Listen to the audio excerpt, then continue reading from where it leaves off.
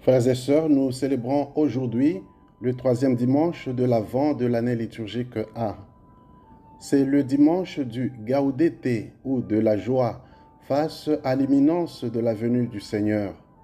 En effet, d'après le missel romain, l'antienne d'ouverture commence par la phrase latine Gaudete in Domino semper, iterum dico gaudete, c'est-à-dire réjouissez-vous toujours dans le Seigneur. Je le répète, réjouissez-vous. C'est une citation de l'épître de Saint Paul aux Philippiens au 4e chapitre, verset 4. La première lecture d'aujourd'hui est tirée du livre du prophète Isaïe au 35e chapitre du 1er au 6e verset A, puis le 10e verset. La seconde lecture provient de l'épître de Saint Jacques au 5e chapitre du 7e au 10e verset. Nous lirons l'évangile selon Saint Matthieu au 11e chapitre du 2e au 11e verset. Ces lectures nous invitent à méditer sur la figure du prophète et à attendre la venue du Messie dans la joie, l'espérance et la patience. Dans la première lecture, le prophète Isaïe demande au désert et à la mer de se réjouir. Il annonce la fin du malheur grâce à l'intervention de Dieu. Mais Isaïe appelle aussi le peuple à s'engager pour fortifier les mains défaillantes et à affermir les genoux qui fléchissent. Dans la deuxième lecture, Saint Jacques nous demande de prendre pour modèle d'endurance et de patience les prophètes qui ont parlé au nom du Seigneur.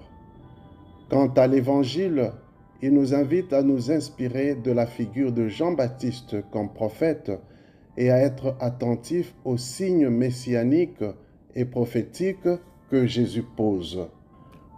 Dans cette optique, Jésus lui-même reconnaît en Jean-Baptiste un grand prophète et souligne qu'il est même plus qu'un prophète.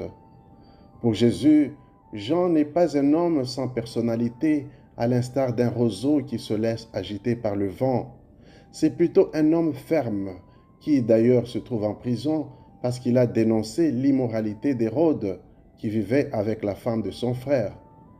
Jean est aussi un homme détaché des choses mondaines. Il vivait en ascète dans le désert.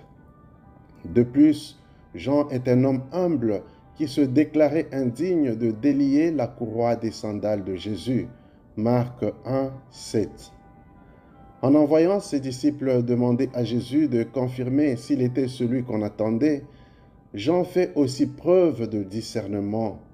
Malgré ses grandes qualités de prophète, il devait vérifier toutes choses avant de lui accorder du crédit. Bref, Jean remplit bien les trois fonctions principales d'un prophète, à savoir annoncer la parole, renoncer à soi-même et dénoncer le mal. En réponse à la question de Jean, Jésus demande à ses envoyés de rapporter ce qu'ils entendent et voient, à savoir la libération des captifs et l'évangélisation des pauvres. Par les signes qu'il accomplit, Jésus inaugure le royaume des cieux. C'est donc une ère nouvelle qui commence. Le royaume est déjà là, mais pas encore dans sa plénitude. Voilà pourquoi la mission de libération et d'évangélisation doivent encore s'exercer aujourd'hui. Nous sommes appelés à œuvrer avec Jésus pour que les aveugles retrouvent la vue, les boiteux marchent, les lépreux soient purifiés, les sourds entendent, les morts ressuscitent et que les pauvres reçoivent la bonne nouvelle. Que faisons-nous concrètement à l'égard de ces catégories de personnes dans notre société et autour de nous? De par notre baptême, nous sommes aussi devenus un peuple de prophètes pour collaborer avec Jésus afin de faire advenir son règne. Certes, le Seigneur vient sauver le monde, mais c'est avec nous et par nous qu'il veut accomplir cette mission. En tant que peuple de prophètes, il nous revient d'annoncer la bonne nouvelle aux pauvres, de renoncer au monde et à nous-mêmes et de dénoncer le mal sous toutes ses formes.